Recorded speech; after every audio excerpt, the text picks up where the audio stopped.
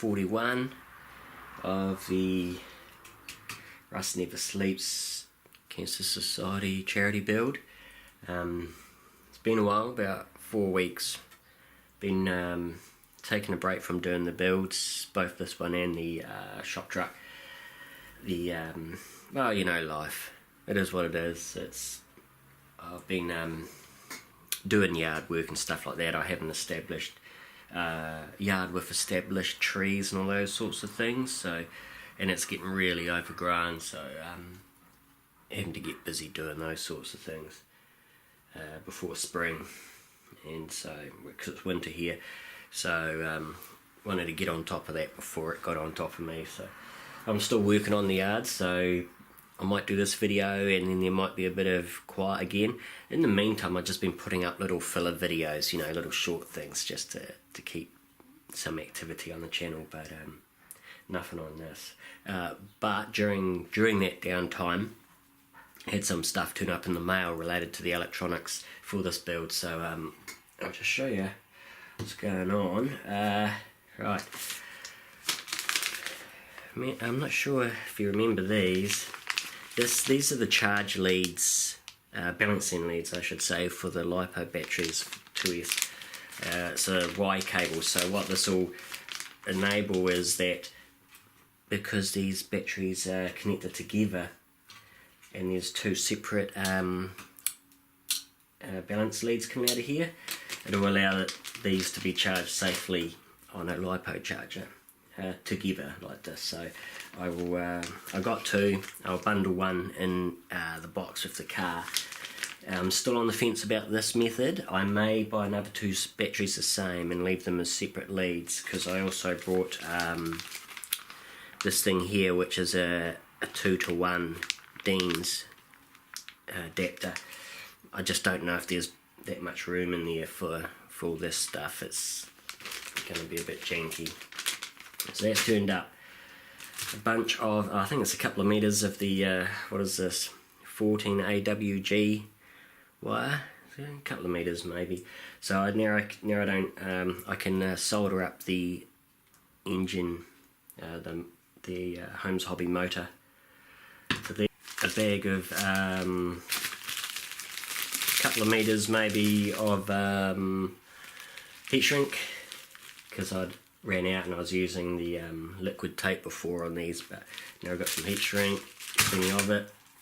I also got a bunch of pins and connectors and those wires, you know, the ones for the servo leads type thing, and I also bought some nice little crimpers for those so that I can customize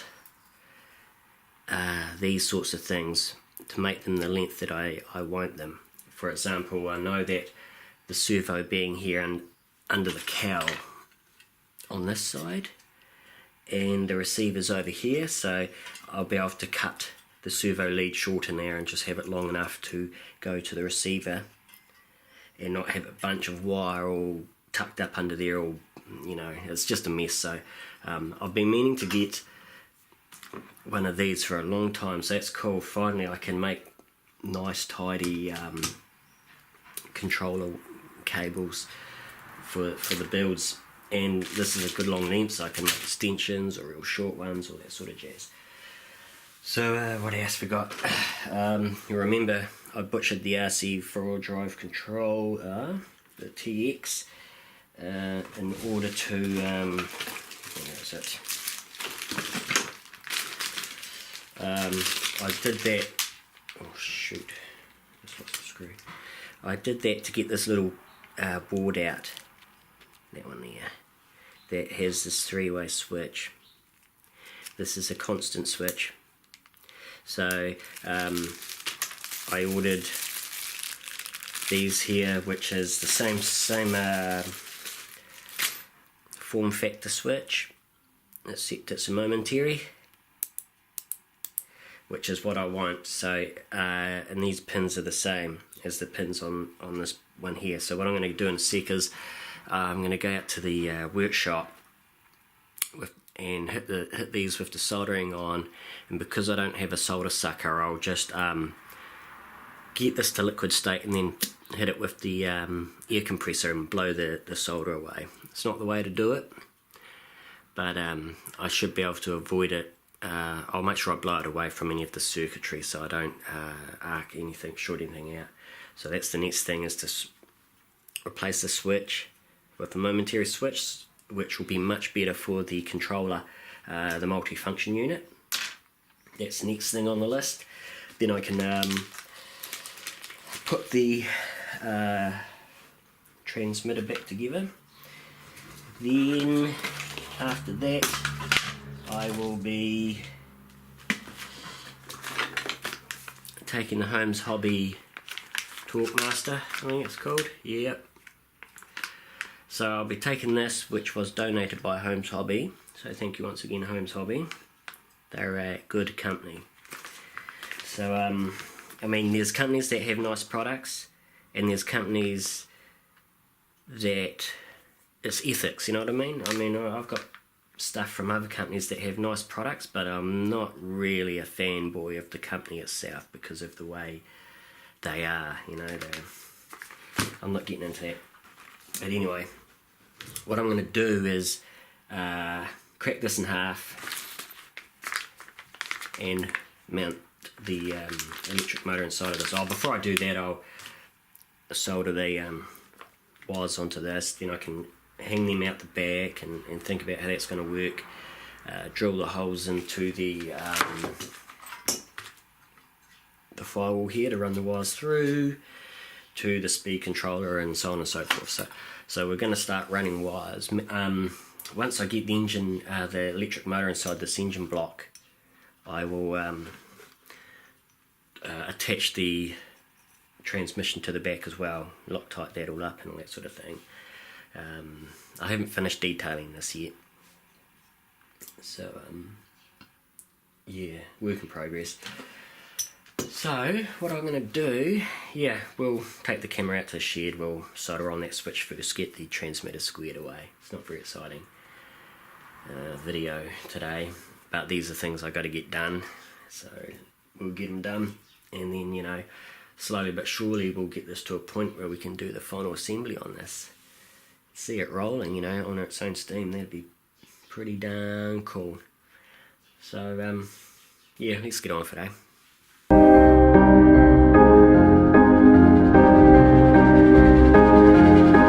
Sunday rain on my parade, washed away, washed me away, 'cause we've been running out of time, being like a satellite, lost in outer space.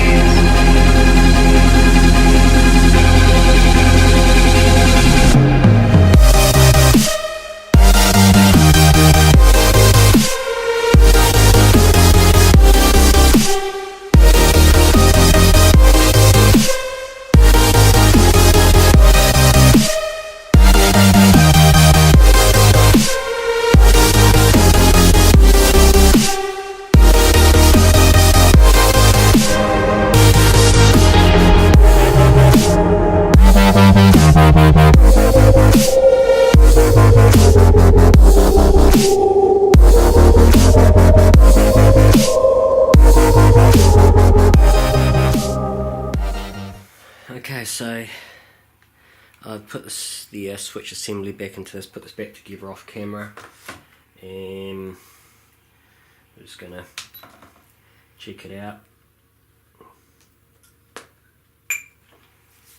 make sure everything still works. But the idea is that this is spring loaded now, so we should be able to do the selections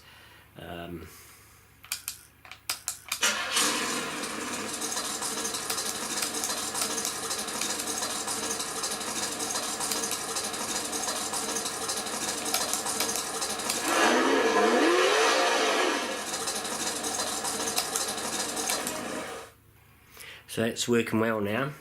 So it's always spring loading back, going back to centre, which is the momentary contact switch is pretty much what we wanted for the indirect selection mode, I think it's called, of the multifunction unit. So yeah, good, it's done. Alright, we'll get on with soldering some wires onto the Holms Hobby motor and putting that inside the aluminium engine block.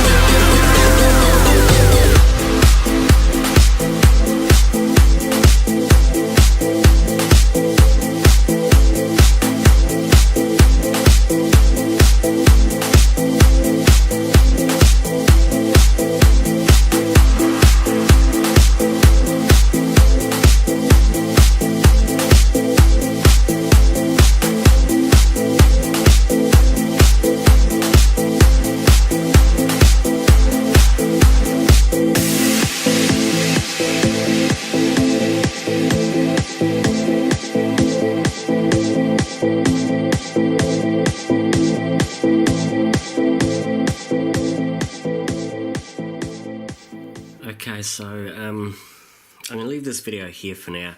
I have wired up the Holms Hobby motor.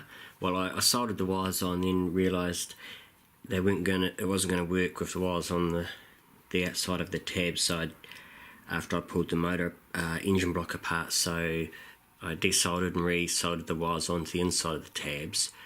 Then I put this kind of mesh stuff on the wires so it looks a wee bit more engine-like. These are really long at the moment because I don't know what length I'm going to do. I'll cut all this to length. So what else see me do? Pull this apart, then I put the pinion on the motor. It goes into the little spur gear type thing inside this gearbox, so that's all set up. And it seems to be nice now. The next thing is to figure out, I've got to be mindful, I've got to put the wee distributor on here yet that I got from RC4WD Drive, which I'll do soon to make sure nothing's getting in the way, and figure out where these motor wires go through the firewall here. And I also got to be mindful that there's the electrical harness that goes to the speaker and lights in the grille at the front of the car, so that's 3 wires about this size. So at the moment I'm just thinking I'm probably going to run these down the side here and put the holes across here on this side of the firewall, because I can't run anything on this side because this is where the servo will be for the steering. So this will be all blocked this side. I don't really want it up the top here, so I'm thinking down this side here. I just got to be careful not to, if you can see inside there where that Velcro strip is, be careful not to foul with where the mounting points are for the electronics. And from memory, this here is right up against the back of this bell housing here, so it's going to be tight. So I'll probably do some stuff off camera before the next video on this, where I'm going to have to mock stuff up and think about things, and you guys that build cars know this can take hours, and if you're videoing it, it just looks like someone sitting there staring at something for hours, but the brain is working, you know, but the hands aren't. So that's the next thing. Once I know where I'm going to go with this, I will put the holes in the firewall to run the electrics through, and we'll keep on doing the electrics until those buggers are done. And then after that, pretty much the final assembly should be done, and the last thing I'm doing is doing the headers. I'm leaning towards doing zoomies at the moment because it'll be the easiest thing for me to do, but I'll see how I feel when I get to that part of the project. Next thing I'm going to do now, once I turn this off, do some editing, is jump online and see if the water pump accessory that goes on the front here, see if that's back in stock, and maybe order that, replace this with the water pump. I did get the little bit that goes in here from RC4WD Drive, but it doesn't fit. They're not even machined the same. Nice of them to say. So yeah, anyway, catch us on the next one. See you later.